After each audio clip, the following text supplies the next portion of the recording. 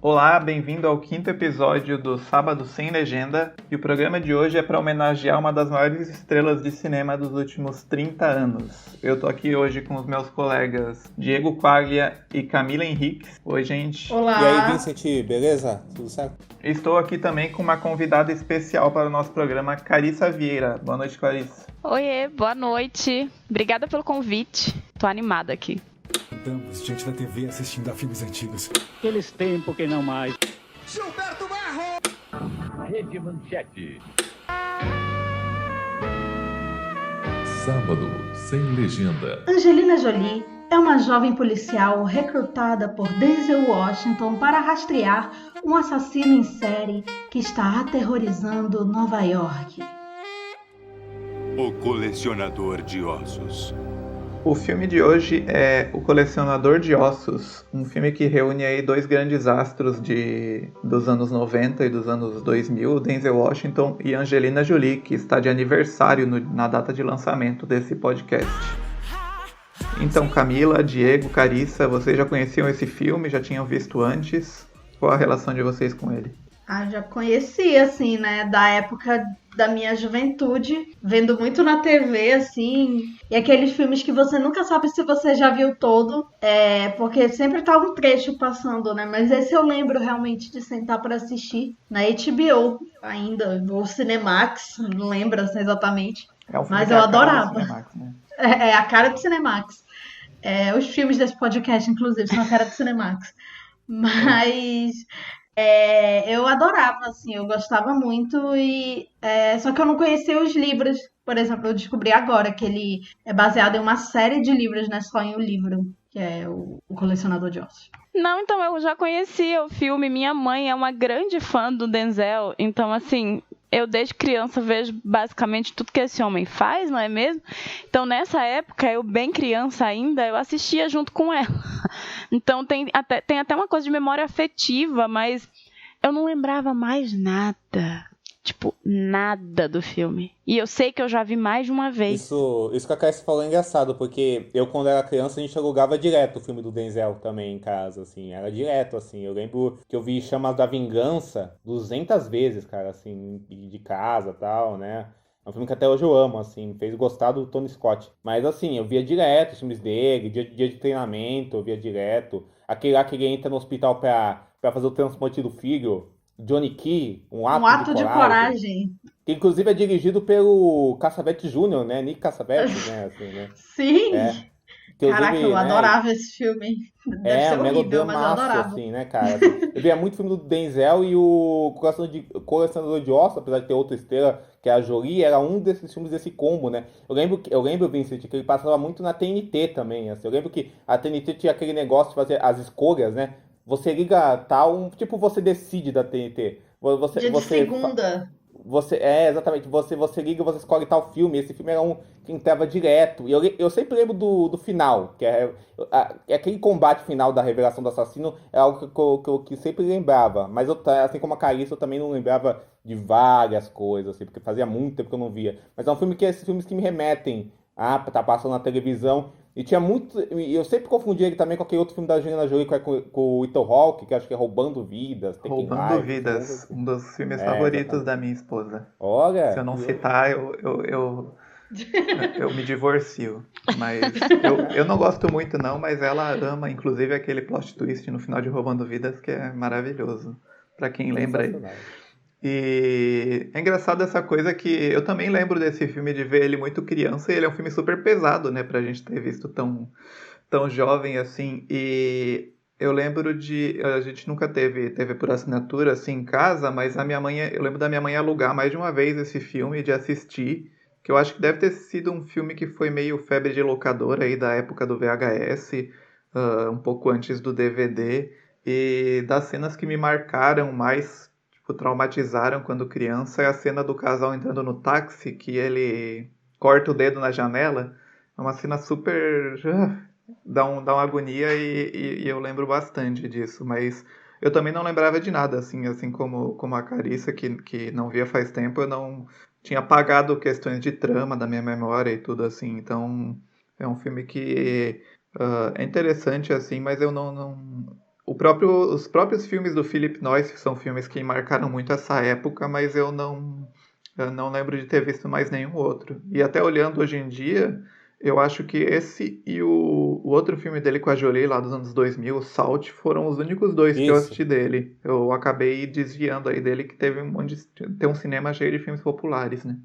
Vincent, o Philip Noyce é um desses diretores, que é dessa turma de diretores australianos, né? Ele é da Austrália, que acabou migrando para os Estados Unidos entre os anos 80 e 90 para ser uma mão de obra operária de lá e fazer vários filmes de gênero, né? Aí o caso de maior sucesso é o George Miller, né? Que é diretor dos Mad Max, mas também fez o Baby, o Aro de Lorenzo, né? Tá com filme agora em Cannes, né? Um diretor de muita carreira, assim, aclamado, consagrado, que curiosamente foi produtor de um filme do começo da carreira do Noyce, que é o Terror a Bordo. O George Miller é produtor desse filme, que é um filme de terror, suspense, que revelou pro mundo a Angelina Jolie e trouxe... Nicole Kidman. Angelina Jolie não, desculpa, a Nicole Kidman, né? Revelou pro mundo a Nicole Kidman, que inclusive foi por causa desse filme que o Tom Cruise, né, o nosso já citado homem do episódio anterior, viu esse filme, gostou da atriz desse filme e chamou ela pra sua produção hollywoodiana, Dias de Trovão, e o resto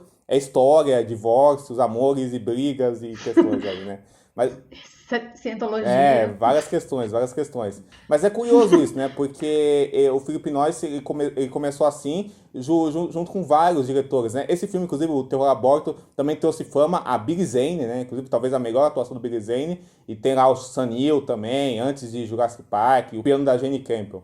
Então é um filme que fez sucesso e que levou ele para Hollywood. Isso acontecia bastante, né? Diretores como o Peter Weir, né? Que é um diretor também mega aclamado, famoso, de filmes relevantes. O Fred Jessup, que dirigiu o Roxanne, do Steve Martin. O Bruce Beresford, lá dirigindo Miss Daisy. O Russell McLaren, do Highlander, a Gillian Anderson, da primeira versão do Adoráveis Mulheres, o John Durgan, o Simon Windsor, o Richard Franklin, vários diretores vieram dessa época, e o Philip Noyce se especializou junto deles em filmes de ação. Ele dirigiu aqueles filmes do Jack Ryan, com o Harrison Ford, assim, fez aquele O Santo, do Val Kilmer, fez muita coisa, assim, e também dirigiu alguns filmes de drama político, né, com uma versão dele do Americano Tranquilo, e tal, assim, mas ele ficou mais conhecido por ser essa mão de obra de Hollywood nesse tipo de gênero mesmo, assim, né? E depois que ele reencontrou com a Jolie, como você falou, no Salt, assim. Gente, o filme mais recente dele é o Doador de Memórias, né, gente? É verdade, Quem lembra? é verdade. É engraçado ver ele como essa coisa de mão de obra de Hollywood e tal, porque pesquisando nas curiosidades sobre o filme, uma das coisas que eu vi foi que em entrevistas, imagino que mais recentes, anos depois, ele próprio fala que não gosta muito do Colecionador de Ossos, assim, que não é um dos filmes que ele dirigiu que ele gosta muito, e que ele acha que é um filme muito comercial no sentido de que ele veio nessa onda de Seven, filmes populares de serial killer de Hollywood, né? Que era um gênero muito em alta, né? Porque tinha aquele lá com o Morgan Freeman também, que ele fazia aquele detetive, né? O Alex Cross, se não me engano, né? Beijos que Matam, e tem o outro depois. Tem dois filmes desse detetive. E eu acho que começa lá desde o início da década, né? Antes ali com O Silêncio dos Inocentes, foi um dos primeiros filmes, acho que grandes, assim, chegou longe também, né? E eu acho que era um gênero muito popular na época, assim, junto da comédia romântica de um lado e esse, né, de outro lado aí. Com certeza. A gente vai falar isso depois, mas esse que você falou do Noyce, né, fica claro, assim, eu acho que a gente vai falar disso, que é um filme bem com a cara de estúdio, né, um filme bem com a cara dos donos do estúdio, os produtores, e que eu imagino que ele tenha sido mais um mero executor da coisa do que alguém que realmente teve alguma voz ativa no projeto, né, assim, né, me parece, assim. O filme tem bem essa carona mesmo, assim. O filme também, ele foi um filme que foi muito veículo para os dois atores, né. A Angelina Jolie, ela vinha de uma carreira meio que estava começando a esquentar, não sei se ela tinha, qual que era o filme mais popular dela antes ali, Acho que, não sei se Garota Interrompida veio antes desse. Veio depois. Veio na mesma época, mais ou menos. É, na mesma época, mas era tipo a época que ela tava começando a aparecer mais como uma super estrela ali dos anos, final dos anos. Ela ganhou 2 Globos de Ouro seguidos. Ela tinha Ela feito vinha de Gia, 2 né? Globos de Ouro por TV. Ela ganhou por George Wallace, depois ela ganhou por Gia e depois ela ganharia no ano seguinte, né? Ela ganhou 3 Globos de Ouro seguidos. No ano seguinte pelo Garota Interrompida. Então, assim, ela tava em ascensão e ela já era. Acho que já tinha uma atenção nela por ela ser filha do John Voight, né? Já tinha um olhar assim pra ela, Nessa né? época, ela tava começando uma ascensão como atriz, né? Uma atriz mais, entre muitas aspas, hein, gente, respeitável, assim, nesses projetos, assim, mais dramáticos. Mas ela já era conhecida meio como a filha do John Voight, e também porque a imprensa, né, falava várias coisas dela, assim, né, da vida pessoal dela, assim, de manchetes, meio sensacionalistas, a personalidade dela, né? Mas antes disso ela fazia muito aqueles filmes meio Bs, assim, né? Tem um até bem legal com ela, né? Que é aquele Foxfire, assim, que eu acho que chama Rebeldes aqui no Brasil, que é um filme adolescente feminista, assim, bem legal esse filme, assim, sabe? Assim, um filme que ela interpreta uma bissexual no filme nesse mesmo filme na vida real ela namorou por um tempo uma das protagonistas do filme e tal, assim, né? Assim, a Jenny Shimizu, né? Isso. E a imprensa falava muito disso, né? E das questões dela com o pai, assim, dos namoros dela, né? Assim, né? E declarações dela, assim. Ela estava começando a meio ascender como além da figura atriz nesse momento, né? Apesar que a figura dela sempre foi uma coisa muito vital, assim, digamos, na carreira toda dela artística, né? E em compensação, o Denzel Washington, eu acho que eu já vejo esse papel dele como uma tentativa de fazer algo diferente do que ele vinha feito antes, de já tentar. Claro que é um dos filmes que fica muito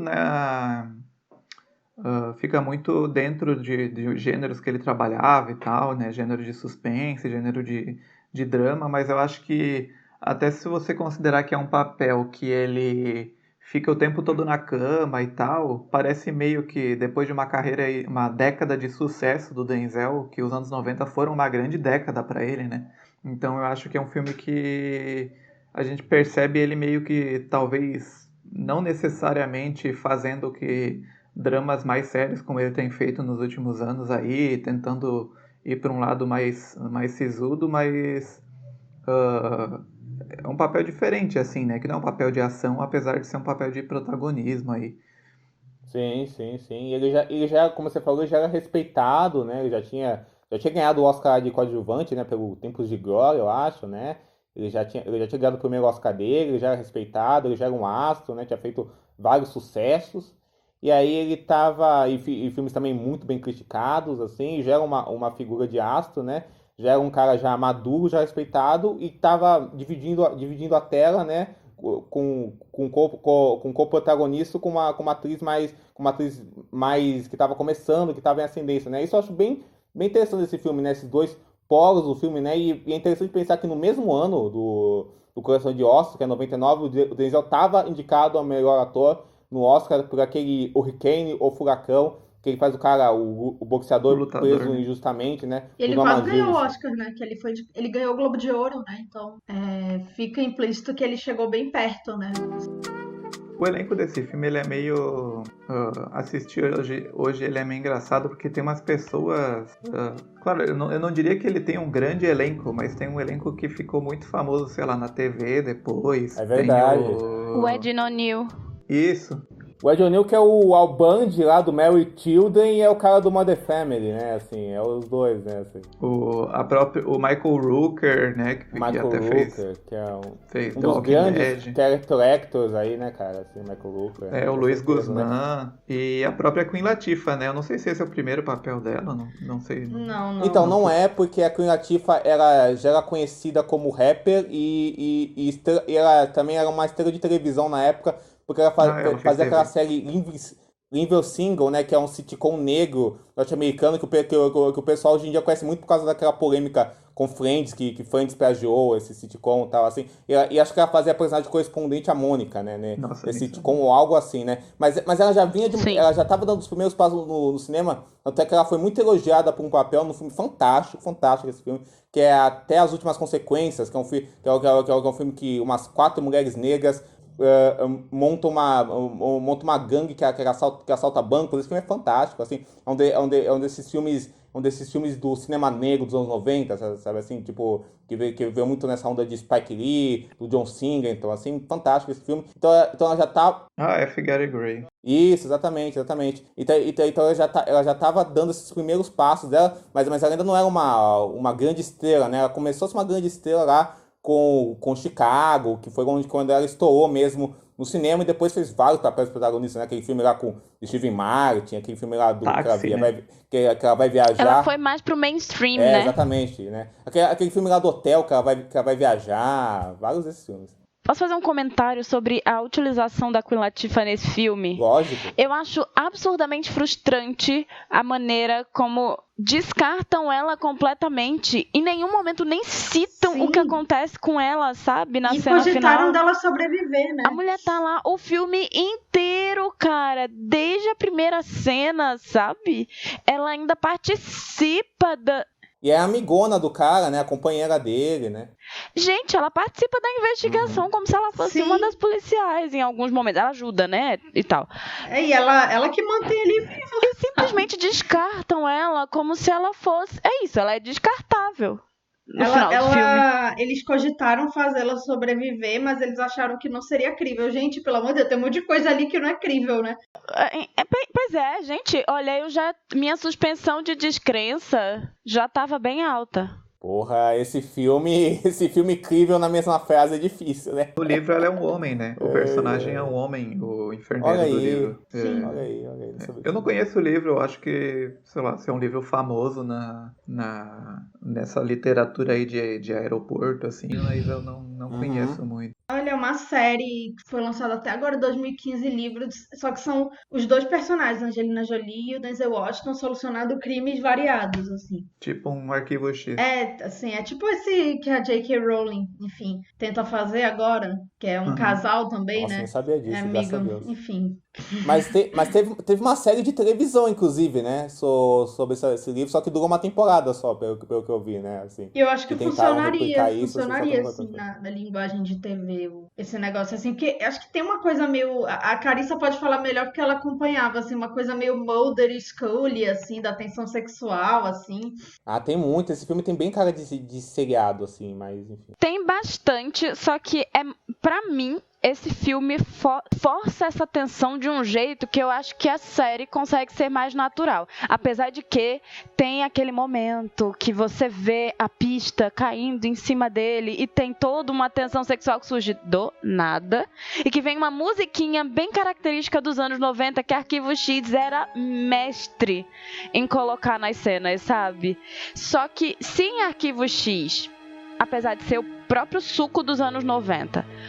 fazia sentido pela construção gradual dos personagens, no filme é só realmente a característica dos anos 90 de adorar colocar um casal no meio da história, sabe? Porque funcionaria muito melhor se o filme não tivesse esse tom, sabe, romântico que surge do nada. Não faz falta. Do nada, porque surge do nada. A relação dramática dos dois, ela é meio estranha, assim, do início, né? Essa coisa dele ficar forçando ela, assim, não sei se tem mais algo de bastidor pra falar, mas assim, falando do filme já, essa coisa de ele ela como meio que uma aprendiz dele, então ele fala, não, você tem que ir lá e enfrentar e olhar o corpo, né, destruído da mulher que derreteu por causa do vapor. É uma coisa muito forçada, muito estranha, assim. O filme tem várias coisas forçadas. Eu acho que a dramaturgia dele assim, é muito estranha, assim, ele não funciona muito.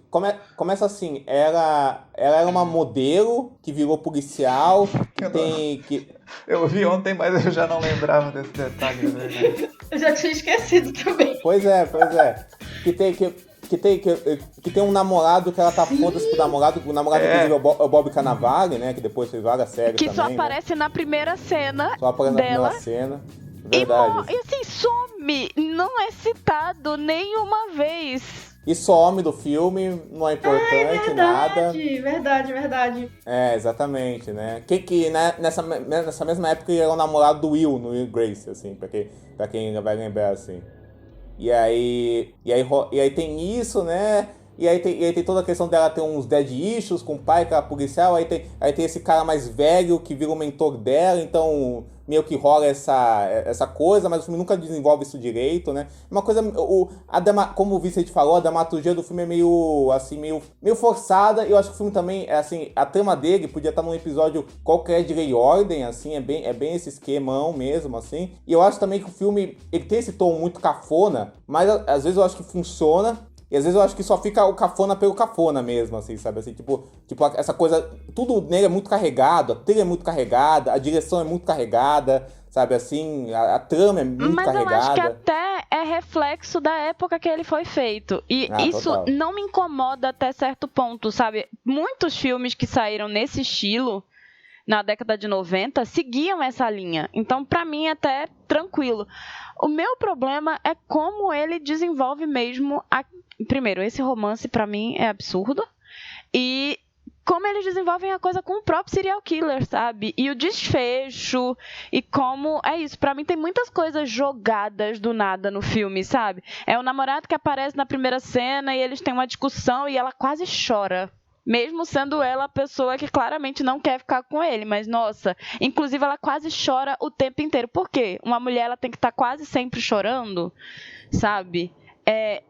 Umas informações que não são trabalhadas, tipo, ai, nossa, ela é policial por causa do que aconteceu com o pai, mas tá, qual o reflexo de fato que isso tem na vida dela, além daqueles segundos ali que falam disso e que viram uma cena só para as pessoas ficarem uma olhando para as outras, sabe? Eu não sou o tipo de pessoa que reclama de clichê, não, assim, eu acho que o clichê bem usado é muito legal, mas quando é o clichê pelo clichê é meio doido, né, porque, essa coisa do policial que vai seguir o pai que morreu, policial, só pra seguir, isso aí é mais manjado que, né, que tudo, né, assim, isso aí tem mil, né, é tipo aquele negócio do policial viciado em trabalho que briga com a esposa, por causa disso e abandona a família, né, isso aí é muito manjadão, assim, né, o filme tem essas coisas bem genericonas, o filme, né. Eu acho que é um filme engraçado ver esse filme porque ele é muito claramente, pra mim, a coisa que mais me chamou a atenção assistindo é como ele é gritantemente um filme pré-CSI, a série CSI. Porque ele trata esse trabalho forense da polícia de fotografar e não tocar em nada sem luva, essas coisas básicas. O filme trata como uma coisa genial, assim, que, nossa, ninguém tinha pensado nisso, em chegar e parar o trem não passar em cima da evidência, é uma coisa inacreditável. E daí a novidade do século. Tem as maiores cenas de tensão da primeira parte, pelo menos, são cenas dele guiando ela e fala, tipo, não, agora você pega a pinça e guarda a evidência no saquinho. E é um filme que ele tira muito disso, ele fica rodando em cima disso. Então é um filme que... Eu acho que ele funciona às vezes nesse clichê, nesse exagero, mas pra mim ele fica nem lá nem cá. Eu acho que a direção às vezes cai muito num tom sério que não cabe... E às vezes ela tá numa coisa mais até maneirista da forma que ele filma as coisas. Tem umas tomadas que passam pelo meio da rua e a próprio jeito que ele enquadra quando as pessoas estão conversando com o Denzel, como ele tá deitado. Sim, é subjetivo, né? Sim. É uma coisa subjetiva e daí fica aquela coisa, um plano holandês, né? A câmera inclinada assim, falando com ele. E só que daí, tipo... Por um lado funciona, porque é uma coisa meio essa trama de suspense barato, até aceita bem essa história, mas por outro, ele é muito sisudo, né? Quando ele vai falar da doença dele, quando ele vai tentar trazer uma seriedade. E eu acho que isso tem muito a ver com o romance em si, né? A ideia de que parece que é um negócio colado por cima dessa história tosca. Tem uma história tosca de assassinato por baixo e eles tentam colar alguma coisa séria pra legitimar. Toda essa parte da investigação eu não compro muito não, pra falar a verdade. Mas esse negócio que você falou dessa coisa mais maneirista do filme, eu gosto das partes que tem violência do filme. Eu acho as cenas de violência boas do filme, assim, porque ele faz uns ângulos tortos, assim, ele faz uns planos detalhes, assim, umas câmeras lentas, assim, que eu acho que cria uma tensão boa, assim. Tanto é que apesar de eu achar a descoberta do assassino de quem é totalmente foda-se e é mega eu nem lembrava mega desse cara, gente, mas eu gosto. sabe? Exatamente. E é uma coisa meio preguiçosa essa coisa de trazer um personagem lá do começo, que é um total aleatório, pra ser o grande assassino, né? Uma coisa meio fria até, né? Meio morna, assim, acaba sendo. Mas eu gosto do embate dele com o Denzel, porque eu acho que essas ferramentas pra como aquilo é filmado acabam funcionando muito nessas tensões, assim. Eu acho que às vezes o filme filma essas coisas que vocês falaram, umas coisas muito detalhezinhos, que fica só um detalhe óbvio, né? Tipo, a posição da Angelina Jolie, aí começa a fazer uns planos detalhes da arma dela, aí da arma dela no quarto, tipo, cara, ok, já entendi que ela é policial, sabe? Assim, tipo, vamos aí, sabe? Já saquei isso. Mas quando eu acho que vai nessa coisa mais da violência, mais do físico, eu acho bem legal o filme, assim. Eu acho que serve bem essas cenas. As cenas de tensão, de assassinato, de sangue, de quase gore, são muito boas. E falsa tensão também, né? Por exemplo, quando ela vai abrir a porta da casa dela, ela faz a coisa mais burra, né? Que ela abre a porta e deixa a porta aberta e sai. Aí eu tava que nem assim, sabe, a Brenda assistindo filme de terror, assim, no Todo Mundo em Pânico. Lá vai, idiota. Eu tava do mesmo jeito. Que eu não lembrava. Eu tenho a mesma coisa de vocês, assim. Regra básica, né? É tipo, ela mora sozinha, sabe? É uma mulher morando sozinha em Nova York. Pois é, a primeira coisa que eu pensei foi, se fosse na minha casa, entendeu? Eu sozinha dentro da minha casa, morando num lugar, tipo, simplesmente alguém bate na minha porta, eu não vejo. Primeiro, eu já vou abrir pensando, essa hora, o que é que tá fazendo batendo na minha porta? 2, ela vai e sai. A mulher é policial ainda, Não, assim, isso tipo, é faz engraçado. menos sentido, E sabe? não sai nem armada, né? Tipo, se ela é E isso é policial, engraçado né? porque o filme no início ele bate tanto nessa tecla, né, meio CSI, de siga esse procedimento e uma coisa científica. Tem até o personagem do Luiz Guzmán, é esse o nome dele? Que Luiz Guzmán, ele mesmo. É o hacker. um coadjuvante, né, É o cara do TI, TI né? e tal. Nossa, o TI é outro capítulo, né? A tecnologia nesse filme. Mas falando assim, tipo, ele bate tanto nessa tecla da... uma coisa meio Sherlock Holmes mesmo, de uma investigação super científica e fria e baseada nisso. Só que se tu for parar pra pensar em procedimentos no filme, não faz sentido nenhum, assim. E, claro, furo de roteiro, eu nunca tô nem aí pra isso. Eu acho que é uma coisa Sim, tipo, sim, lógico. que lógico, vira lógico. uma saída pra quem às vezes não sabe falar, começa a falar desse furo de roteiro, mas assim, o filme ele dá tanto destaque a isso, que ele começa a te fazer prestar tanta atenção nessas coisas, que Sim. daí, sei lá, ela passa por cima rouba evidência, passa por cima do outro e tal, e isso vai meio que se acumulando, tu tá pensando, tipo, tá, pra que lado que esse filme quer ir quanto a isso, né? Mas essa coisa do... E são umas soluções rápidas, né? Assim, tipo, ele é destituído do caso do nada, assim. E o filme é muito sobre essa coisa de um jogo de resoluções, é um jogo de você resolver algo, e é um jogo de como o personagem do Denzel monta essas peças e como essas peças levam a ele, apesar da Angelina Jolie estar no meio disso. E aí acaba que essas coisas estão no centro da construção do filme, né? Então como você falou, Vincent, como o filme dá muita atenção para esse tipo de jogo, esse jogo não ser tão chamativo, né? Acaba prejudicando esse esquemão do thriller que ele faz, do suspense e tal. Mas apesar disso, é engraçado, porque eu não compro muito a construção do relacionamento dele com a Jolie. Mas eu gosto de ver os dois interagindo, assim. Eu acho que as sequências deles interagindo é legal. Apesar de tudo ser manjado, né? O personagem dele é tipo, como você falou, é o Sherlock Holmes, né? O cara traumatizado, né? Arrogante, tudo foda, isso, né? que tá muito machucado. o cara B10. A polícia não abre mão dele, mesmo ele estando, né, numa cama, né? Assim. E ele não quer abrir mão também. Aí depois tem aquela subtrama da eutanásia, né? Assim, que é meio que... É até interessante, assim, porque acaba dando uma reviravolta no fim, né? Porque a gente acha que ele morreu, né?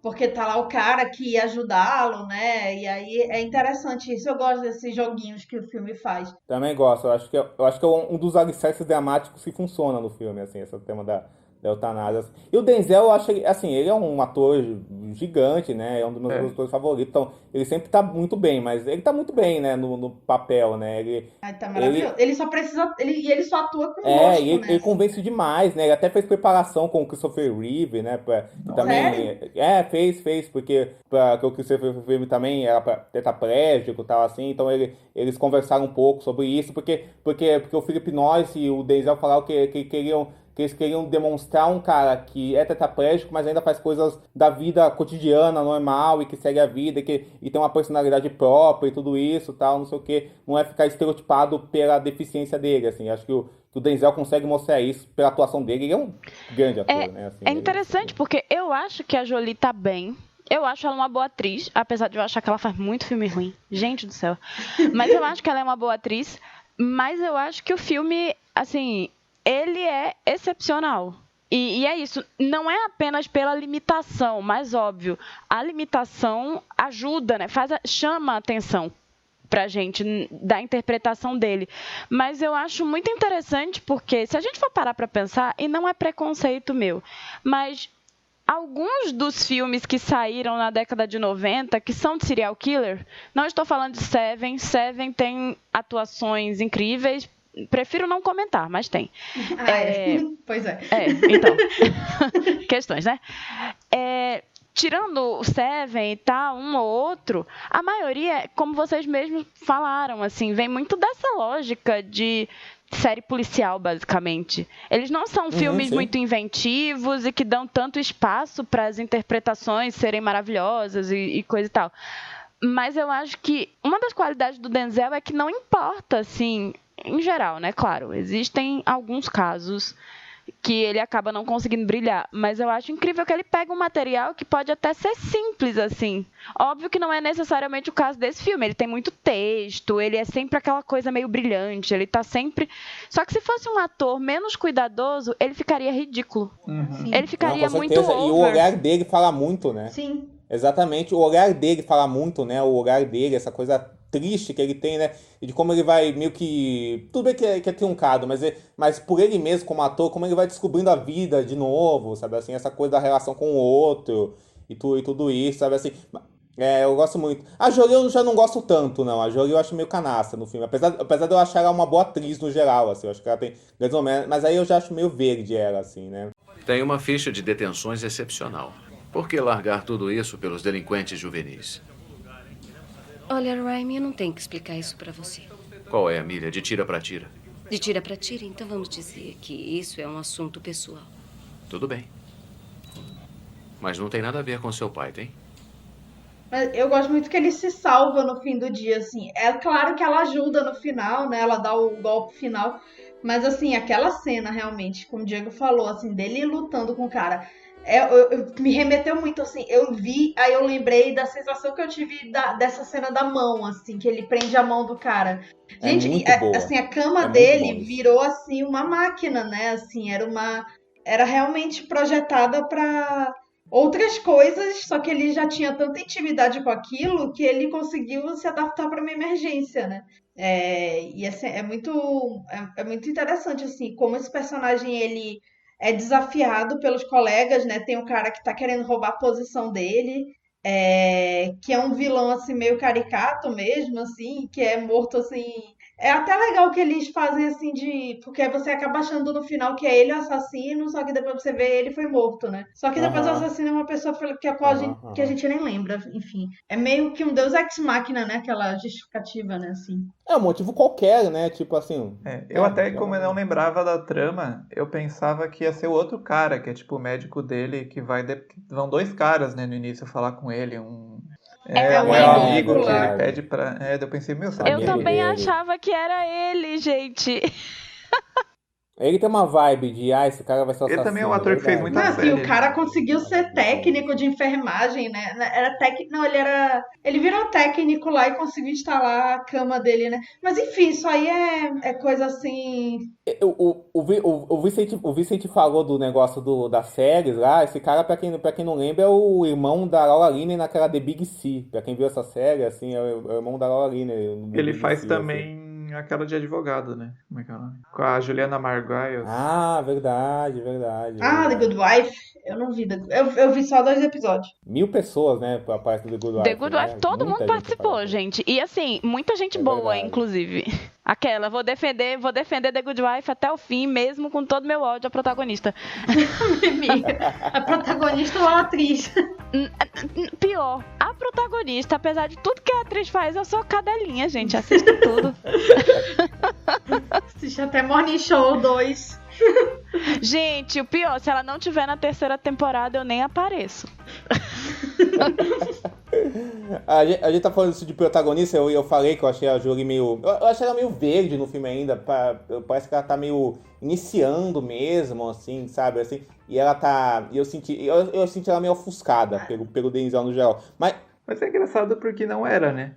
Tipo, ela já sim, tinha... ela já tinha... E no mesmo ano, no Garota Interrompida, ela tá ótima, mas o papel é muito melhor, né, assim. Dá outras ferramentas, né?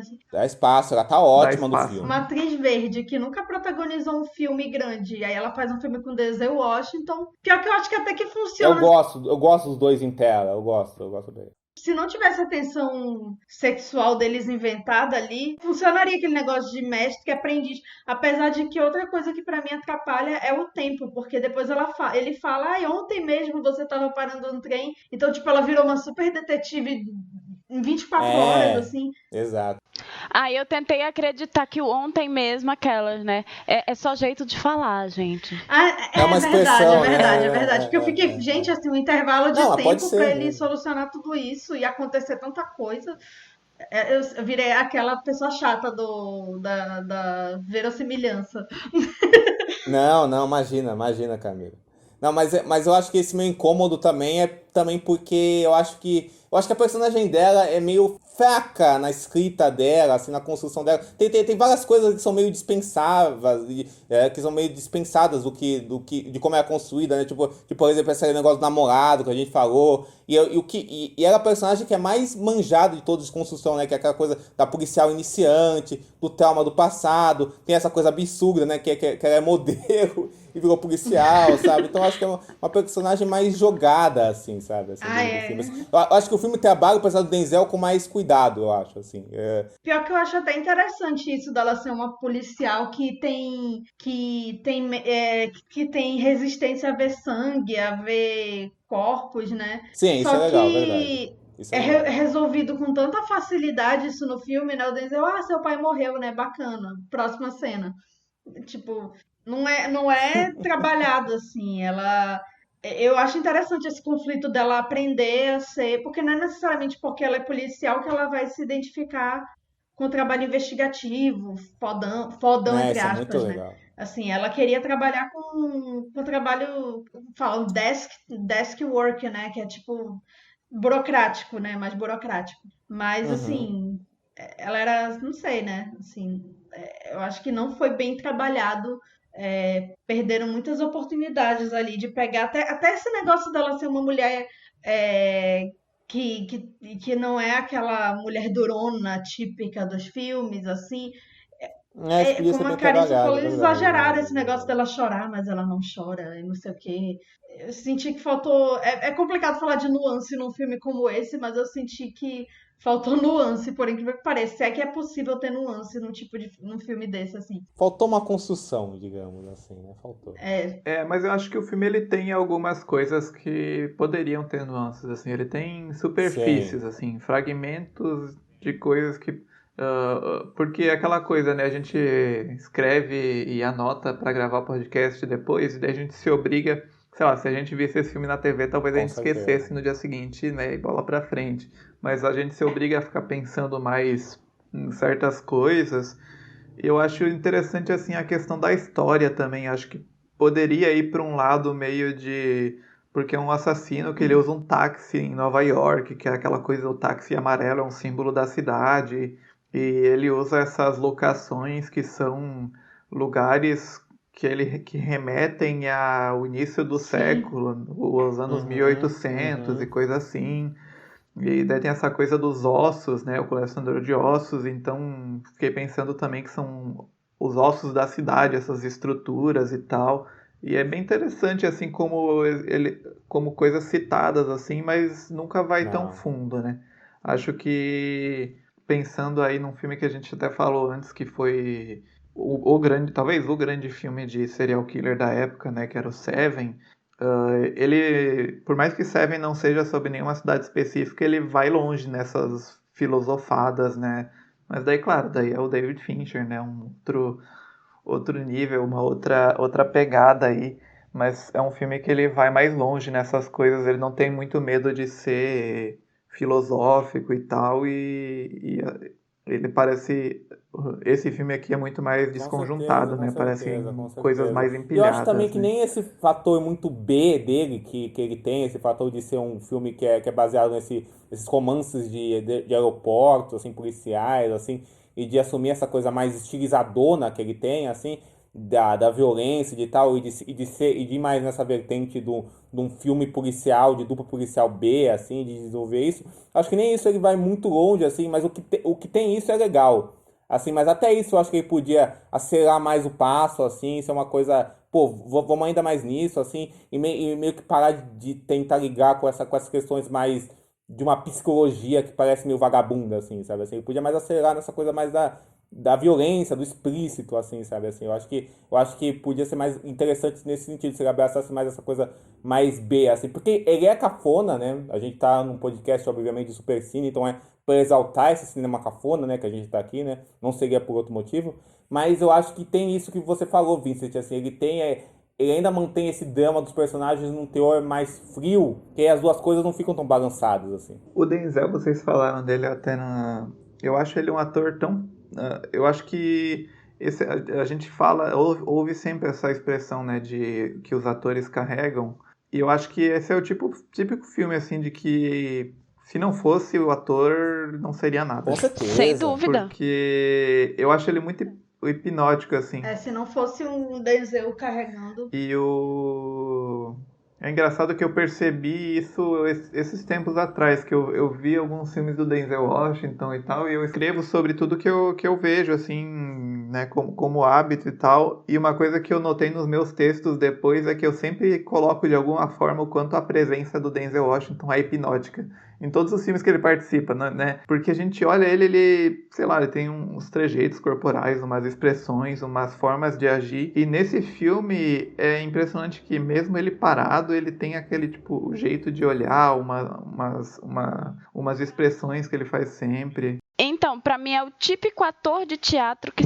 soube fazer muito bem a transição pro cinema, porque nem sempre isso acontece. Ele sabe, e assim, não é nem desmerecendo um nem desmerecendo o outro, são mídias diferentes, apesar da arte da interpretação, em teoria, ser uma só, mas o cinema tem muito da microinterpretação, o teatro da macro. Então você pega um ator que veio de formação teatral, que ele é claramente teatral, vale lembrar o amor dele por peça e por adaptar peça para o cinema, e às vezes a peça acabar se tornando peça mesmo, né? Sim, não filme. Peça filmada, mas enfim. Nem todo ator consegue fazer essa transição de sair do grande, que você faz a interpretação muito grande, para que a última pessoa na fila do teatro, pensando num teatro mais tradicional, digamos assim, né? Aquela coisa, palco elizabetano, um palco na frente, as pessoas assistindo, né, à distância e tal. E ele sai disso, mas o teatro, querendo ou não, ensina muito essa noção de domínio corporal, domínio de voz, e o ator de teatro, ele tende a ter uma coisa muito hipnótica para o público no palco. Nem sempre, quando vai para o cinema, isso acontece, porque ele, às vezes, fica over. Porque ele faz tudo grande demais e ele não sabe diminuir. O Denzel, não.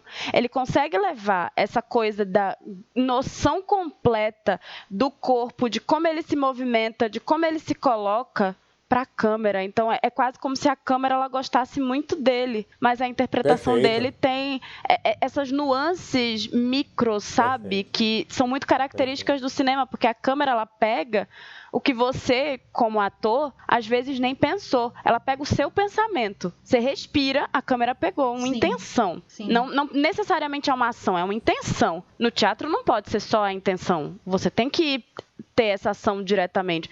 Então eu acho muito incrível como ele consegue dominar a arte da interpretação saindo mesmo de um lugar para o outro, sabe? Porque é isso. A gente tem casos, né, de atores que conseguem fazer isso, mas não é tão comum assim, nem todo mundo consegue ter tanta maestria nas duas coisas, sabe? Enfim, eu acho ele incrível. Tem muito ator que vai pro teatro e não é tão bom quanto é no cinema e vice-versa, né? Se a gente for pensar assim, grandes atores da Broadway que são deuses na Broadway e nunca fizeram uma transição assim de ser protagonista, assim. Por exemplo, eu adoro Patti LuPone, mas assim, ela nunca foi a estrela que ela é na Broadway, assim, no cinema. Ela faz filme e tal, mas não é a entidade que ela é no teatro, né? Assim, então, e não é diminuir, total, né? Nem todo mundo é esses atores tipo o Denzel. E ele é de universidade, Patino, né?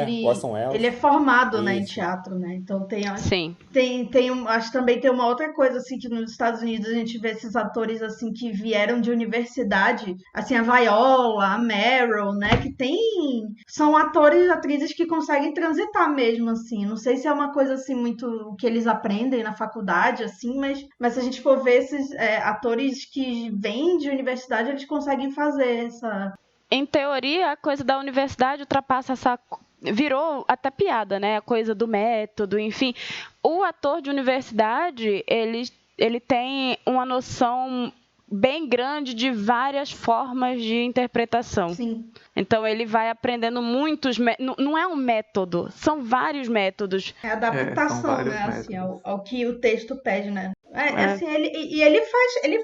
Tanto é que ele faz Macbeth no cinema com nuance, com coisas pequenas, mas grandioso quanto precisa ser, né? Eu acho o Macbeth dele maravilhoso. Maravilhoso, né?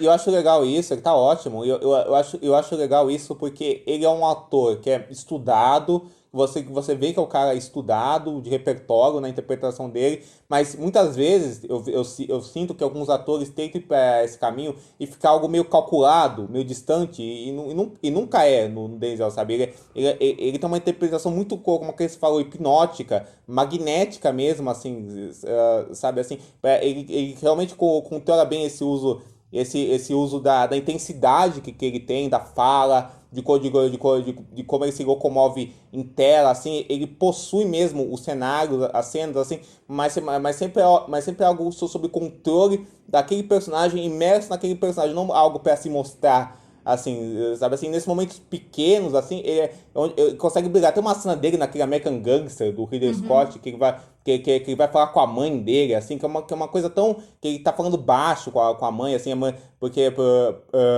ele tá indo matar um policial e a mãe dele fala, não vai.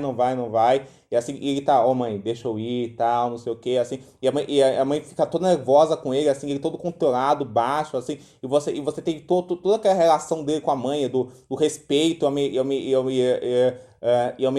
ao mesmo tempo da rebeldia de querer ir lá, assim, e daquela relação complexa de imposição e de poder, daquela relação de vários tipos de poderes, assim, só pela fala baixa dele, assim, e nos papéis mais intensos dele, ele domina mesmo, assim, né, a tela, né, assim, possui mesmo, é magnético, não consegue não olhar para ele no Malcolm X, no dia de treinamento, assim, é muito forte, assim, pô, o que ele fala com o corpo nos filmes do Tony Scott é maravilhoso, sabe, assim, então ele é muito versátil, né, assim, a Camila falou lá do filme lá do Macbeth, lá, naquele filme do Shakespeare lá, do Kenneth Branagh com ele, que deve ser o melhor filme do Kenneth Branagh, o Muito Barulho por Nada, ele tá hilário no filme, tá muito engraçado, assim, né, cara? Engolindo o Keanu, coitado.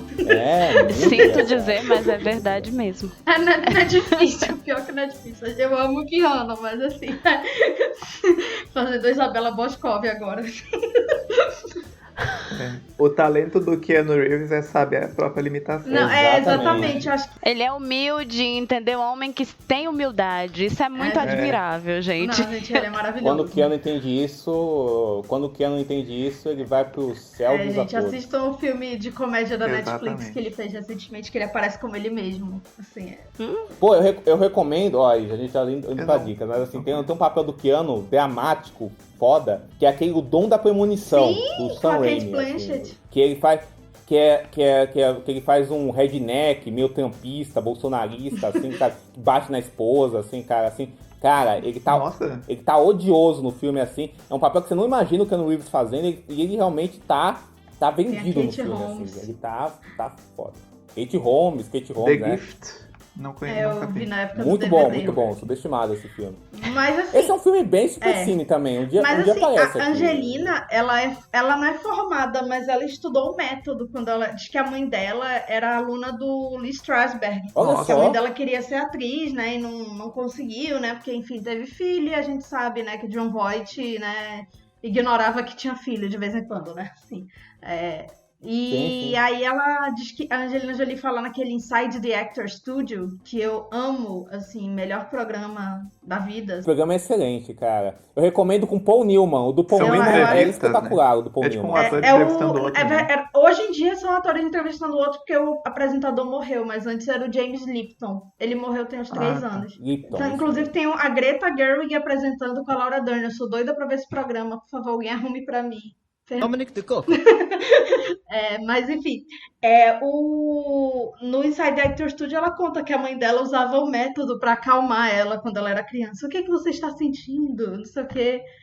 Aí, assim, só que a Angelina, ela é uma atriz assim que ela diz assim que ela é muito intensa, que ela às vezes quando ela tá fazendo Garota Interrompida, ela não falava com ninguém no set, porque era um personagem muito pesado e tal. Então, assim, são escolas diferentes, né? Ela já é dessa nova geração, assim, que é até mais raro para mulheres, assim. Eu acho que também tem aquela coisa, assim, que infelizmente, né? Assim, mulheres são colocadas à carga da família, então elas não podem viver pro trabalho, teoricamente, né? E que ela realmente se entrega. Se você for ver, teve uma época que ela realmente fazia só filmes, assim, com personagens pesados, com carga dramática pesada. Mas ela é boa mesmo. Não, ela é boa, assim, só que realmente, Eu gosto como muito a dela. Carissa falou, acho que ela merece uma dela. filmografia melhor, assim. Eu acho ela subaproveitada. Eu acho que ela tinha que ser mais bem usada nos filmes, assim, porque eu acho ela muito boa, assim. Eu gosto muito da Angelina Jolie, assim. Eu acho que ela é uma atriz muito intuitiva, sabe, assim, nas coisas dela, assim, no jeito que ela constrói. Nessa época ela tava com o Billy Bob. Isso aí foi antes. Isso aqui foi logo antes. Ok!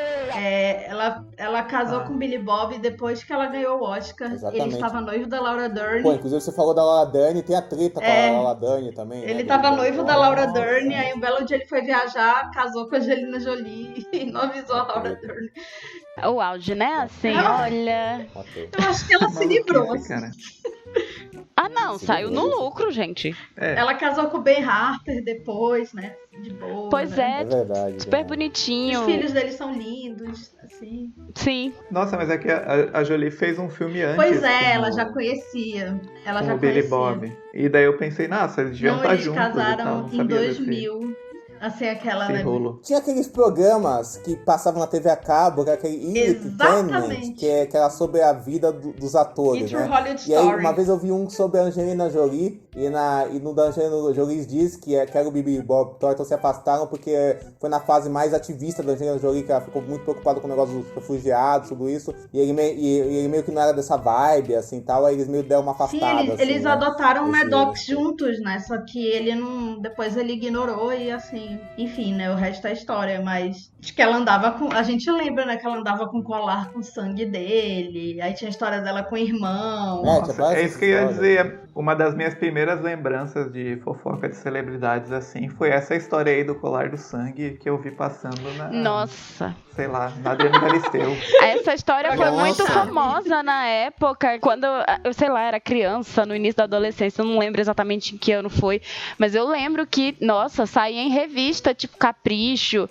das coisas estranhas, sabe, que o casal tinha, e uma das coisas era essa, né, que cada um andava com... E a Megan Fox, hoje em dia diz que ela e o Machine Gun Kelly são a mesma vibe, assim. A gente agora, todo mundo quer ser, né, igual. Mas é, assim... O original faz, a cópia copia. Né? Versão Shopee do casal. Mas assim, não, assim... Mas eu acho que realmente também concordo que ela é uma atriz muito melhor do que... Eu acho que a indústria mesmo não dá crédito, porque se a gente for lembrar aquela época dos hackers, você vê a visão que a indústria tinha dela, né? Que ela era muito egotrip. Porque acho que aquele negócio do Tom Cruise também, de virar um nome muito maior do que a indústria, e aí meio que eclipsa o talento como ator, atriz, né? Esses atores que todo mundo conhece, né? Tipo, você fala, Angelina Jolie todo mundo conhece, né? Não é só Que é uma coisa que o Denzel não tem, né? A gente não sabe. A gente sabe que ele é casado e tal, mas assim... ele é super ele, discreto, na verdade, né? é o contrário disso. Ele é um ator mega restrito, né? Assim, né? A gente conhece ele, sabe que é casado, tem o filho dele, que agora também verdade, é um ator mega John David famoso Washington. e tal, respeitado e tal, não sei o quê. Mas é isso, né? Uma coisa mais restrita. Qual foi o primeiro que você mencionou? Lexington com o viaduto do Rio do Harlem. E quando foi fechado? 1910. Muito bem. Que tal Houston e Greenwich? Quando foi? 1898. E Hudson com 155 fechou em 1906. 1906, 1898. Muito bem. Então vamos 1898. Mas, a Angelina merece mais. Esse filme, assim, merece mais. Merecia mais, né? Vai que fazem um reboot agora, né? Vai que fazer uma série de novo. Quem é que era na série? O ator... O ator que fazia o Denzel é o tio da menina daquele ódio que você semeia, sabe? Nossa, Tá. que deu um nó na minha cabeça agora. Eu vou ter que pensar melhor nessa frase. É o tio da garota do ódio que você semeia. Esse filme, o filme recente. Pois eu eu não vi. Eu assim, conheço o filme livro. É o popularzinho, Anthony assim, Mack, não. não? É que eu tô vendo aqui Não. É um ator mais velho. Sim. A protagonista eu não sei quem A é. protagonista do ódio que você semeia? Não, a protagonista Não, a do protagonista Colecionador de da Ossos. versão série do Colecionador de tá. Ossos. Mas, assim, flopou, né? Coitados. Flopou. Mas, assim, acho que rendia uma série, assim, acho que tem uma linguagem interessante. Não, o filme tem cara de piloto de série. O final, inclusive, parece, esses personagens vão viver mais aventuras. Olha só. Eu fiquei com essa impressão também. Eu eu acho que eu lembrei na hora de Arquivo X e também de CSI. Eu pensei, esses dois aí. Eu lembrei muito desses Porque aquela cena ainda do Natal, né? Aquela coisa de, eles têm uma vida toda pela frente. Exatamente. Nossa, Você resolvendo pistas. é muito... Arquivos, ela lembra até... Ela tá até com o cabelo parecido da Gillian Anderson, assim, né? Curto, ruivo, assim. Sim. Mas é bem super cine. Com certeza. Bom, gente, esse papo todo aí sobre fofocas ao redor da Angelina Jolie, deu pra perceber que o filme não gerou tanta discussões tão profundas, né? Mas vamos para as notas, então, os nossos saxofones de ouro. Vou começar pela Camila. Quantos saxofones você dá para Colecionador de Ossos? Então, eu tinha dado 3 ontem, anteontem, quando eu revi. Só que agora, assim, quando você discute o filme, né? Eu acho que é a mesma tática do Vincent de dar nota depois que ele escreve. Acho que depois que você discute, meio que cai a ficha, assim, da nota real, assim, que você dá, né? E como eu me diverti, porém, assim, eu sei que é um filme, assim, bem descartável e bem aquém, assim, tanto do cinema supercine dos anos 90 quanto das carreiras, né, dos envolvidos, eu vou dar 2 saxofones e meio, assim, um saxofone e 2 saxofones e um trompete, assim. E você, Diego? Olha, eu vou seguir minha amiga Camila, porque eu tinha dado 3 também, porque, assim, é um filme simpático, assim, é simpático ver os dois contracenando. Ele tem cenas de violência bacanas, assim, que o Felipe Noyce filma bem, assim, até certo ponto, mais pelo Denzel e por algumas coisas que o filme nunca se aprofunda muito bem. É interessante essa relação dos dois protagonistas, tal, assim. Mas, apesar do filme ser simpático, dele não ter me irritado vendo, ter achado ele divertido, eu gosto de algumas cenas dele, tipo essa do confronto final. É um filme que não, é um filme que quando você conversa, você percebe que ele é meio vazio, né? Assim, ele não vai muito pra lado nenhum do que ele quer realmente ser. Assim, ele tem coisas meio absurdas que ele não usa a favor dele, assim, né? E às vezes o melhor dele não se conecta tão bem, sabe? Então não é um filme marcante realmente na carreira dos seus dois protagonistas, né? E nem na carreira do diretor, eu acho, nem nesse filão de filmes que teve nessa época. Então é um filme muito protocolar, eu acho, assim, sabe? Assim, ele não consegue usar essas coisas que fogem do protocolar a favor dele. Então eu acho que eu vou dar um 2,5 pra ele, assim. É um filme, não é uma nota terrível, mas também não é uma nota ótima. E acho que o filme tá entre isso, né? Não é um filme fraco, é mediano, assim, né? Com suas coisas boas, assim, né? Então eu vou dar 2 saxofones e meio pra ele, violinho, assim, né?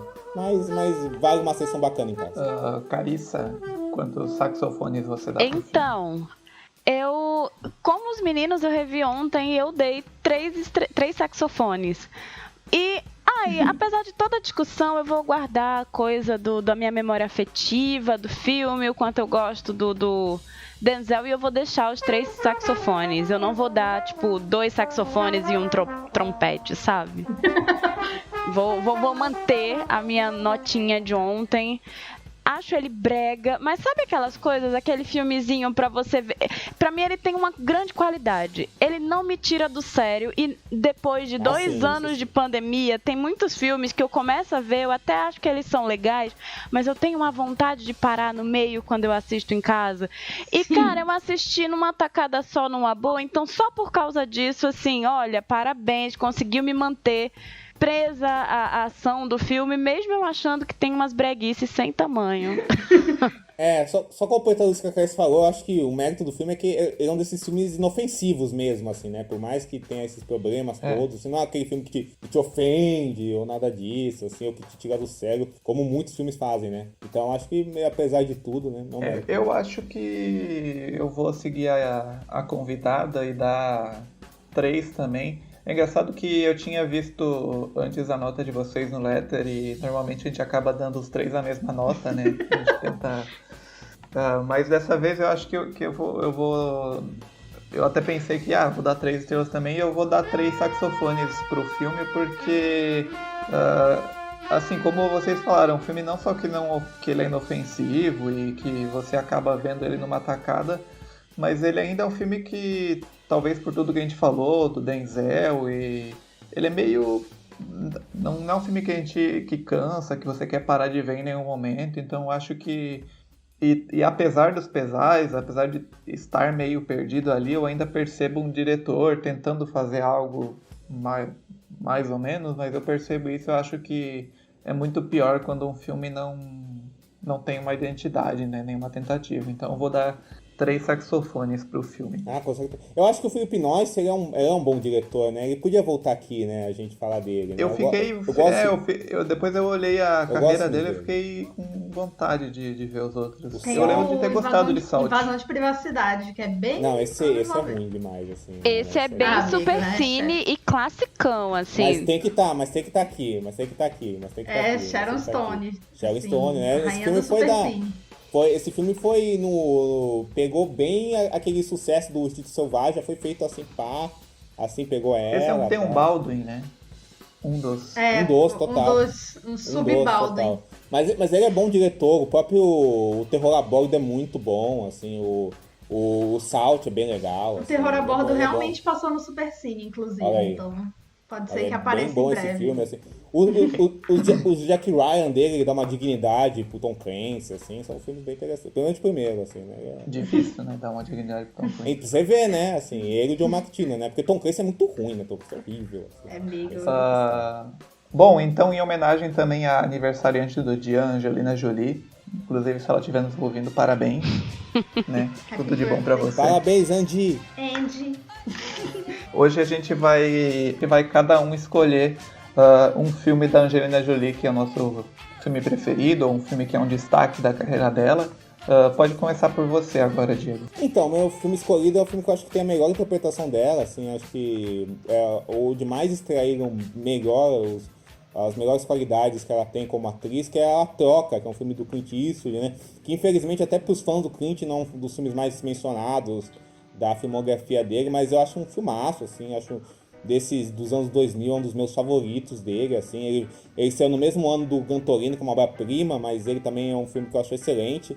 Então, e é um filme que o Clint tem essa questão do melodrama muito presente no cinema dele, né? É um diretor melodramático, emocional e da sensibilidade humana por essência, e do humanismo e tal, por essência. Nos melhores filmes dele, ele leva isso pro centro do universo e é maravilhoso, né? Se você pensar no Road de Madison, que é uma aula de melodrama, Mundo Perfeito, Mina de Ouro também. Então ele é um diretor que tem muito domínio disso, né? E aí nesse filme, eu acho que ele recria um tipo de melodrama que é bem da década de 30, até na fotografia, tem essa coisa que sempre tem nos filmes dele, que é essa coisa meio escura, muito escura, mas ele é um dos diretores que melhor consegue lidar com essa coisa da escuridão, assim, porque é uma escuridão que serve pra trama, porque ele fala muito desses contrastes do escuro, de um cinza também e de uma luz, sabe, assim, que vem no âmago dos personagens. E é um drama infernal a situação da Angelina Jolie, que ela perde o filho e a polícia de Los Angeles, que é a polícia mais corrupta da época, assim, substitui o filho por um garoto que não é o filho dela, e ela percebe isso e ela tenta denunciar isso, mas ela é vista e colocada pela sociedade por causa do machismo e de ser mãe solteira e de tudo isso como uma louca, né? E também é um desses filmes que mostra o Clint Eastwood como essa figura complexa e contraditória, porque ao mesmo tempo é um filme que tem total simpatia pelas minorias, né? Que é a questão das pessoas que habitam essas instituições manicomiais, essa questão das mulheres, da mãe solteira, do abuso que ela sofre. É um filme que tem um desprezo pelas figuras de autoridade que abusam do seu poder. É um filme que eleva essa coisa do melodrama, de você reconstruir uma época, essa coisa do melodrama, de como era o melodrama na década de 30. O filme reconstitui isso fielmente, assim, em toda a estrutura dele, e no figurino, na direção de arte, na fotografia e na direção do Clint, que é uma coisa meio over, mas é propositalmente over, assim. A Angelina Jolie tá devastadora no filme, tá incrível, e eu gosto muito que o filme meio que muda também, porque, como a gente vai falar depois, também vira um filme de serial killer depois do filme, assim, e também vira um filme de tribunal. Então é um filme excelente, assim, uma aula de narrativa dele, e ela tá sensacional do filme, né? Acho que ela foi indicada pro Oscar, né, pelo filme, né, assim, e ela tá um espetáculo de atuação mesmo, né? E o filme foi pra Cannes com ela e o Clint foram pra Cannes, assim. Então é um filme que realmente foi bem importante pra carreira dela. Então adoro e recomendo. Acho que ele tá em vários streamings por aí, dá pra ver fácil. Então, o meu é Garota Interrompida. E, assim, é um filme que eu volta e meia penso que eu deveria rever. Justamente porque, assim, eu sempre gostei desse filme pela maneira como ele fala sobre amizade e essa coisa com muitas aspas, né, dos problemas psiquiátricos das mulheres especificamente, sabe? Hoje eu fico me perguntando, faz algum tempo que eu não vejo o filme, o quanto ele é sensível de fato, mas assim, eu sempre gostei muito dele e eu gosto muito das interpretações, não só da Angelina, como da Winona Ryder, que eu acho fabulosa, mas eu gosto muito de como a Angelina, ainda bastante jovem, inclusive, ela tem uma força muito grande na personagem, sabe? E eu acho que ela e a outra personagem, ela é um contraponto até certo ponto da outra personagem, sabe? Elas estão ali naquele ambiente, mas eu acho que são personagens que têm formas de lidar com as coisas que são distintas. E eu gosto muito de como, enfim, ela mostra essa personagem, sabe? E, enfim, eu gosto muito do texto e eu gosto da direção também. Então, tem o Jared Leto, a gente esquece que isso existe no filme. Ele tá em todos os filmes dessa época, gente. Incrível. Mas é isso, assim, eu já comentei aqui, eu acho bem frustrante o quanto a Angelina Jolie é uma grande atriz e como ela tem muitos filmes que não são bons para o talento que ela tem, para a habilidade de atuação que ela tem. Mas, assim, eu acho que nesse filme, além dela, não é só que ela está fabulosa, que ela está ótima, que ela se entrega ao personagem. Ela tem um texto que ajuda, ela tem uma direção que ajuda. Eu acho que o filme é muito válido para ela como atriz, sabe? Eu gostaria que hoje em dia ela fizesse filmes que valorizassem a habilidade dela como Garota Interrompida. É verdade. Camila, qual é o seu filme favorito ou filme escolhido da Angelina Jolie pra trazer pra gente hoje? Poxa, é Eternos, mentira, nem vi ainda. Eu escolhi o filme que, né, foi o primeiro filme dela que teve uma atuação, assim, reconhecida mesmo, né? Ela tinha feito George Wallace antes, né? Mas, se eu não me engano, é uma minissérie. É uma minissérie, e aí ela sim. é uma Da minissérie, TNT. né? Da TNT. Nossa. Do John Frankenheimer, grande diretor, inclusive. Olha, sucessos. Pois é. Mas ela fez esse filme em 98 da HBO, Gia, Fama e Destruição, que é uma cinebiografia da primeira supermodelo do mundo, né? Assim, a Gia Carandi. Não confundir com Gina Carano, né? Que é anti-vax lá. Ela foi uma modelo, assim, que viveu todos os excessos dos anos 80 e por conta de questão de contaminação de sangue, ela contraiu o vírus HIV bem no início, quando ainda não se tinha muita informação, e ela entrou numa espiral de autodestruição e acabou morrendo, né, por complicações da AIDS, no caso. Bem jovem, e a Angelina faz essa supermodelo, né, tem a Faye Dunaway no elenco, as duas ganharam um Globo de Ouro.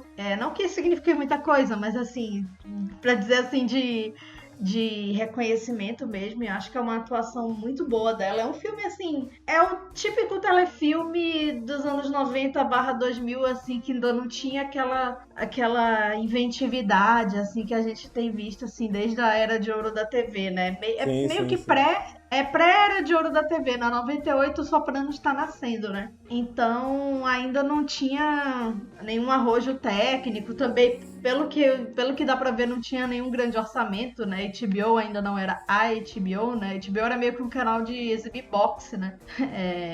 Antes de virar canal de filme, né, de série e tal. E ela tá muito bem, assim, eu não acho que ela é muito parecida fisicamente com a Gia Carandi, mas, assim, tem uma aura ali, ela tá, assim, belíssima ali com os looks, assim, na fase modelo, e a gente vê também na fase final da vida dela, a Gia Carandi morreu com 20 e poucos anos, então, assim, é uma vida muito breve para ser retratada. E acho que uma curiosidade, quem faz a Gia criança é a Mila Kunis. Bem olha só, não sabia disso, não lembrava disso. Sim, antes da 70 Show, assim, então é interessante ver. E tá na HBO, assim, tem algumas coisas assim dessa época na HBO e Gia é uma delas. Então acho que é legal dar uma procurada lá. Legal, esse foi um dos filmes que eu nunca vi dela, mas tá eternamente na minha lista aí. Só uma coisa, passava direto no SBT. Eu vi verdade, no Belas Artes. É muito a cara do Cine Belas Artes, né? Sim, é verdade. Nessa época daquele acordo do SBT com a Warner, pode crer, é verdade. Sim. É bem isso. A Jolie tem um monte de filme que eu acho que pode... A Angelina Jolie pode voltar muitas vezes para esse podcast no futuro, porque ela tem uma carreira bem... Esse diretor, ele fez depois com ela Pecado Original, que é outro super cinezão, né? Sim, Pecado Original, verdade. Que Olha só, eles filme. realmente gostaram de trabalhar juntos, né, pelo visto, né? Depois ela e o Bandeiras, né, também muitas fofocas de bastidores, enfim, rende bastante. Eu nunca vi esse filme com essa fama, assim, né? Amigo. É engraçado que esse filme, eu lembro de pegar pedaços dele no Belas Artes à la carte, só um parênteses aqui antes de falar o meu, mas... No Belas Artes da TNT. Não, no Belas Artes da SBT. Do SBT. E eu lembrava, assim, na minha cabeça era, tipo, o filme mais sexy do mundo, né? Tipo, adolescentes vendo TV e tal. Sim. E eu vi recentemente ele... Assim, não é tanto tudo isso, assim, mas é engraçado como fica essa memória, às vezes, né, de só pela propaganda, às vezes, do SBT já ficava marcada essa coisa, assim. E foi feito muito marketing na época, ai, que as cenas são muito realistas. A química do Bandeiras com a Angelina Jolie. Isso. Deixou a Melanie Thomas Griffith Jane. assim. Eu lembro que na época tinha aquele boato que eles fizeram sexo real numa cena, né? Rolava esse boato. Tinha uma história assim. Rolava isso e com o Michael Douglas também direto, rolava esses boatos com ele, né? Eu lembro disso, assim, né? Enfim, mas, né? assim, Douglas, né? mas eu lembro, essa coisa que o Vicente falou é muito verdade, porque eu lembro que quando eu era moleque, eu também via no SBT, olha só como tudo volta à origem, o striptease da Demi Moore, assim, quando eu via, na minha cabeça é o filme mais sensual do mundo, nossa, uau. Tinha e o isso filme também. é mega, não tem nada demais no filme, né? O filme é mega comportado, assim, né?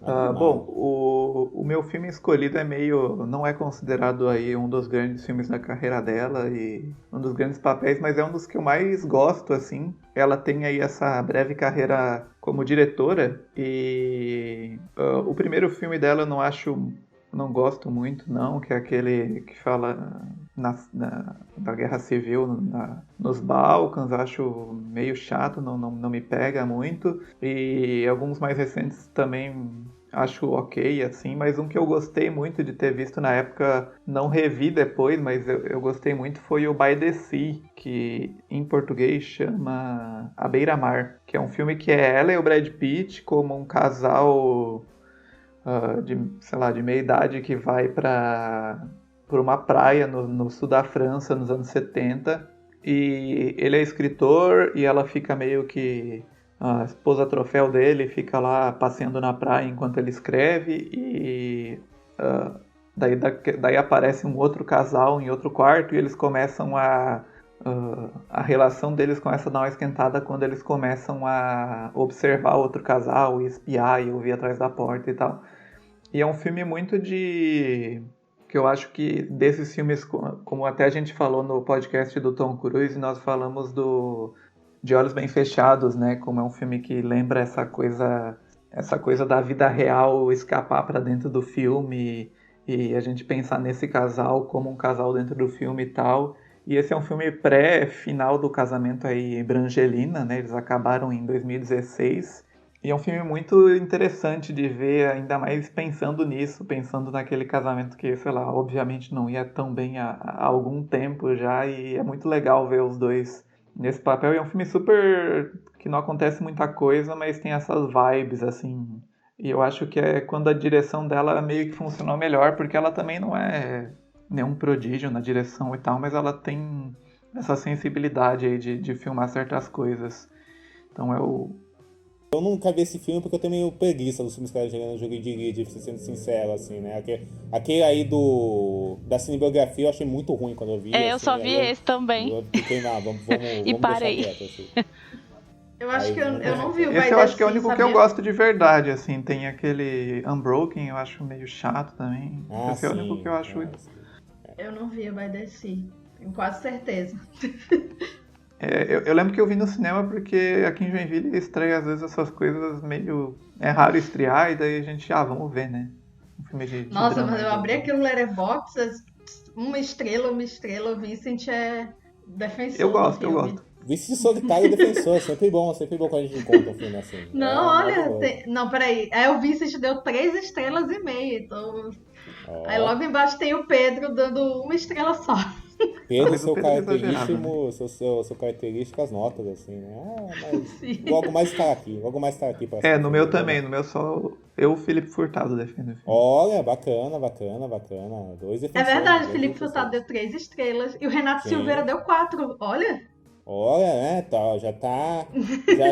já tá formando a turminha do autorismo da Angelina Jolie, quem sabe no futuro aí. Autorismo da Angelina Jolie. Autorismo vulgar. Quem sabe um dia. Continue, Angelina, não pare. Agora ela tá presa na Marvel e na Malévola.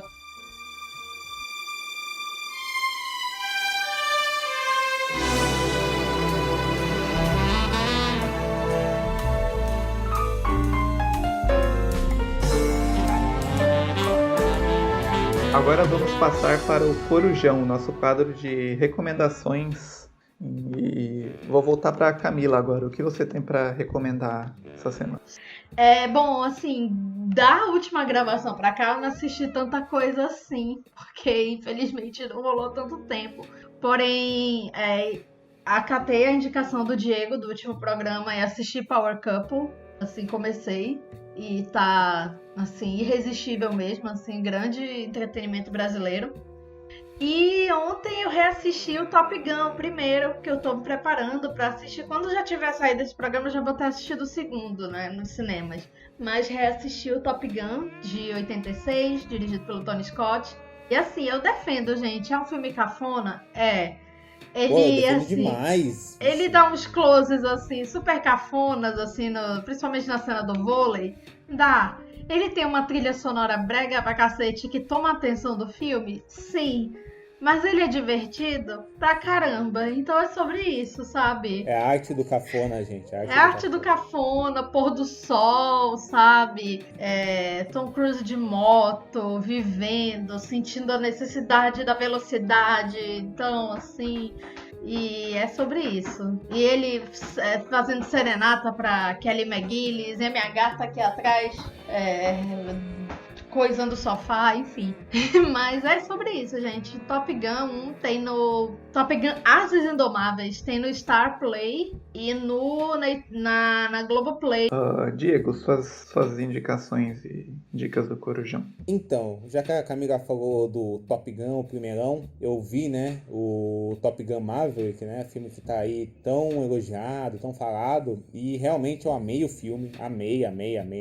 Achei até ele melhor que o primeiro filme, olha que eu sou uma pessoa que adora o Top Gun, o primeiro Top Gun, e nem é dos meus filmes favoritos do Tony Scott, porque o Tony Scott é um diretor que eu tenho paixão verdadeira, um dos meus favoritos, assim.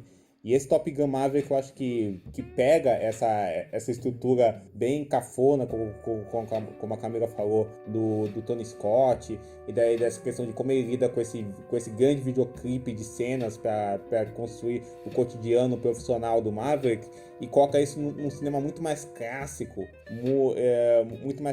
mas ainda respeitando a iconografia e a estética que o Tony Scott tinha, mas adicionando uma questão muito mais clássica a isso, e também mesclando isso, como um amigo meu Ícaro falou, com uma coisa meio Missão Impossível, de umas cenas de ação muito espetaculosas, um cinema de espetáculo mesmo, muito bem feitas, muito, muito intensas, assim, do uso de câmera naqueles caças, assim, de como o filme constrói uma sequência de ação que são assim, que você fica vidrado, hipnotizado vendo mesmo, mas tudo isso para fortalecer a nossa conexão com aquele personagem que é muito bem desenvolvido, surpreendentemente bem desenvolvido durante o filme, assim, e muito surpreendente a atuação do Tom Cruise também, voltando a um papel que tem cenas dramáticas e emocionais que são lindas, assim, essa questão de como o filme fala dessa relação complexa que o Maverick tem com o passado, assim, num filme que é divertidíssimo também, cheio de bom humor e consequências de ação, como eu falei, de tirar o fôlego, e com esse bom uso do Tom Cruise, não só como estrela corporal, mas como alguém que tá lidando com esse passado e tudo isso, assim. Eu achei um exemplo de blockbuster de excelência, assim mesmo, assim, e tem texto meu no Cineplot para vocês lerem sobre o filme, e logo mais, quando esse vídeo já estiver no ar, vai ter vídeo meu sobre o Top Gun Maverick no meu canal. Então eu recomendo ele. E eu também vi um filme brasileiro, revi, né, na verdade, que eu já tinha visto antes, que tem no YouTube, tá de boa pra vocês verem, que chama O Homem de Sputnik. É uma comédia engraçadíssima do Carlos Manga, diretor aí, aclamado de cinema, televisão, teatro de revista. Uma chanchada com o Oscarito, que é incrível, assim, o filme é mega bem dirigido, assim, é uma sátira que tira sarro dos americanos, da Guerra Fria. Assim, tem muito de Hitchcock no filme, assim, é um filme que trata americano como idiota, né? Tem um personagem que é interpretado pelo Jô Soares, que é o americano. O filme tira sarro dele de uma forma engraçadíssima, assim. É um filme muito bem dirigido, tem um uso de cenários lindos mesmo, assim. O Oscarito tá maravilhoso, às vezes é Macedo também, tá incrível, assim. Então é um filme, assim, dos grandes filmes brasileiros, né? Assim, recomendo demais, assim, um exemplo de chanchada na sua perfeição. Carissa, quais são as suas indicações? Então, eu quero indicar o The Stepford Wives, de 75, em português ficou como Esposas em Conflito, que eu revi recentemente e, enfim, é um filme que eu gosto bastante, mas eu gosto muito de como ele traz uma discussão lá de 75 que continua atual, infelizmente. E que é referência para vários filmes de horror da atualidade, sabe? Como os filmes do Jordan Peele, por exemplo. Então, esse filme vai mostrar a história de uma família, né? Um casal com seus 2 filhos que se mudam para uma cidadezinha em Connecticut. Eles se mudam de Nova York e vão para Stepford. E aí, quando eles chegam nessa cidade, a mulher, a Joanna, ela começa a achar tudo muito estranho, porque as mulheres, elas não parecem ter vontade própria. Então, elas se vestem de um jeito estranho, elas parecem viver em função dos maridos, e ela faz amizade com uma outra moça, e aí do nada uma vizinha dela, né, viaja com o marido e volta igual às outras mulheres. E aí fica essa dúvida. O que é que tá acontecendo em Stepford que essas mulheres parecem não ter vontade própria? É um filme totalmente voltado para feminismo, enfim, mas eu acho a discussão... Mas não, né? E eu acho a discussão muito válida para os dias de hoje. Então, queria indicar ele, aquela fazendo jabá, né? Até fiz vídeos sobre o filme e o controle dos corpos das mulheres, etc, etc. E, enfim. E eu queria indicar uma minissérie, talvez um pouco controversa, nem todo mundo tá amando, mas eu gostei bastante, que é Conversations with Friends, que é uma adaptação de um livro da Sally Rooney, que eu gosto bastante do livro também, e tem como protagonista o Joey Alwyn, o namorado da Taylor Swift. É só uma curiosidade mesmo, mas assim, vai mostrar esse grupo de 4 pessoas vivendo vidas muito caóticas, e na verdade é um retrato bizarro dos millennials e das dificuldades de relações, assim, e de como, querendo ou não, pessoas às vezes muito privilegiadas, elas podem ser horríveis e elas acham que elas são grandes vítimas e tal. Eu acho bem interessante a forma como a série traz pessoas completamente desagradáveis, mas que, enfim, eu acho válida a maneira como mostra essa...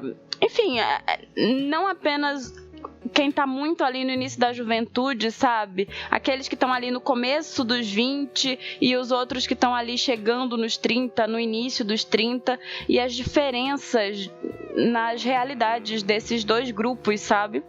E, enfim, Então, é isso. Essa série é da mesma que fez, baseado no livro da Normal People, então, né? Ela é criada pela mesma... a mesma criadora de Normal People fez o Conversations with Friends, e o Normal People também é da Sally Rooney. Então são 2 adaptações da Sally Rooney feitas pela mesma pessoa, enfim. Só que é muito curioso porque Normal People foi amada por todo mundo e Conversations with Friends não tanto. E eu acho interessante porque tratam de coisas não necessariamente iguais, assim. Normal People é uma série, querendo ou não, com todos os problemas, de romance. E Conversations with Friends vai falar sobre caso extraconjugal, sobre não monogamia, então, tipo... As minhas indicações do Corujão essa semana, eu também não vi muita coisa desde a gravação do último podcast, mas eu vi um filme que eu fui surpreendido positivamente por ele, que é o Reencarnação, filme com a Nicole Kidman, de 2004, e é um filme dirigido pelo Jonathan Glazer, aí, que é um diretor que não dirige muito, mas quando dirige faz muito barulho, né? A parte da cinefilia gosta muito dele. Ele fez Sexy Beast, fez Sob a Pele, que é um filme com a Scarlett aí, e esse Reencarnação é um filme que depois que a Nicole Kidman perde o marido, que não é spoiler, o filme parte disso, uns anos depois ela encontra um garoto que diz ser a reencarnação do seu marido morto, e o Glazer, ele faz muito bem isso de lidar com essa história desconfortável a fim de potencializar esse desconforto dessas cenas. Eu acho que ele é um diretor que ele é muito bom nisso, assim. E o filme tem um elenco, tem Lauren Bacall, tem o Danny Huston, tem a Nicole Kidman, tá ótima, assim, então ela tá com uma vibe meio fragilizada também, um corte de cabelo que eu não sei se é de propósito, mas acaba fazendo a gente pensar em Bebê de Rosemary. E é um filme que ele lida com esse terror do desconforto e tal, e o enredo vai se desenvolvendo de uma forma que me deixou bem preso no filme, assim, foi uma surpresa positiva, assim. Eu gosto muito do Sexy Beast e do outro filme dele também, eu acho que vale assistir. E uma outra indicação que eu quero dar no Corujão é que quando esse episódio for ao ar, que vai ser no dia 4, já vai estar rolando o Olhar de Cinema de Curitiba, então quem estiver em Curitiba, quem for para Curitiba, claro, pode acompanhar o festival, mas Ele tem uma sessão online, né? Nos 2 últimos anos eu acho que ele foi 100% online e esse ano ele está híbrido e vai passar do dia 7 ao dia 9 de junho. Vão ter alguns filmes, ele tem uma boa seleção aí de filmes online com ingresso de R$6, eu acho que é um preço barato assim para assistir esses filmes de festival e eu gosto muito, assim, eu acompanho já há alguns anos e é um festival muito peculiar assim nas escolhas, ele é muito experimental também, mas ele tem aí todo ano surge algum filme muito interessante no Olhar de Cinema, que é o Festival de Cinema de Curitiba, então vale muito ver. E claro, quem puder ir presencialmente tem uma seleção aí até de grandes filmes clássicos para ver esse ano, desde Bogdanovich até filmes de cineastas mulheres aí desde o cinema mudo. Então vale a pena conferir.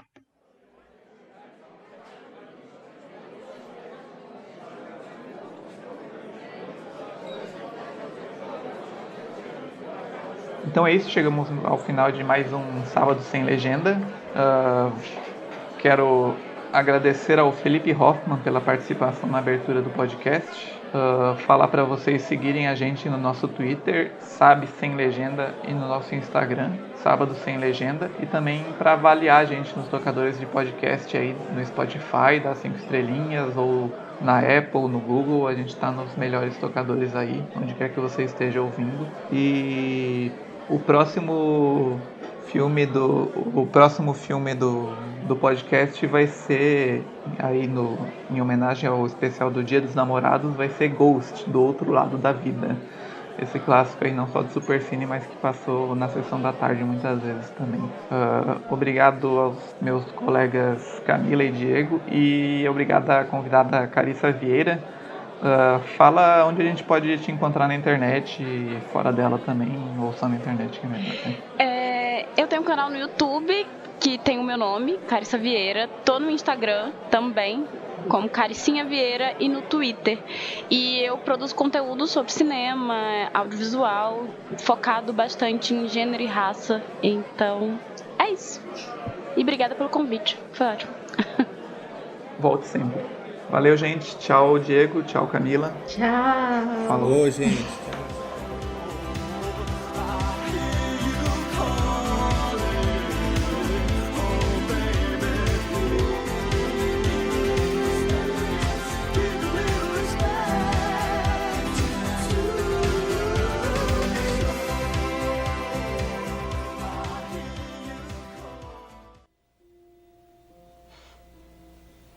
É?